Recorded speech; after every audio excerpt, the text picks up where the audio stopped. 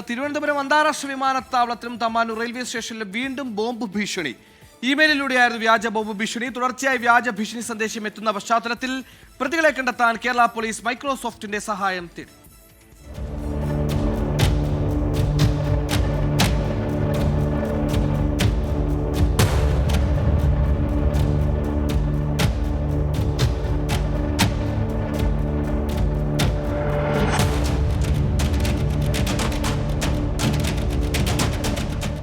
വിമാനത്താവളത്തിലെ മാനേജറുടെ ഇമെയിലിലേക്കും traffic control യൂണിറ്റിന്റെ ഓഫീസിലേക്കുമാണ് ഇന്ന് ഉച്ചയോടെ സന്ദേശമെത്തിയത്. വിമാനത്താവളത്തിലും റെയിൽവേ സ്റ്റേഷനിലും ബോംബ് സ്ക്വാഡ് പരിശോധന നടത്തി. പക്ഷേ ഒന്നും കണ്ടെത്താനായില്ല. വ്യാജ സന്ദേശമാണെന്ന നിഗമനത്തിലാണ് പോലീസ് ഉള്ളത്. കഴിഞ്ഞ ദിവസങ്ങളിൽ സംസ്ഥാനത്തെ വിവിധ കളക്ടറേറ്റുകളിലും തിരുവനന്തപുരത്തെ ഹോട്ടലിലും ബോംബ് ഭീഷണി സന്ദേശമെത്തിയിരുന്നു. ഇതിന്റെ അടിസ്ഥാനത്തിൽ പരിശോധന നടത്തിയിരുന്നുവെങ്കിലും ഒന്നും കണ്ടെത്താൻ സാധിച്ചില്ല.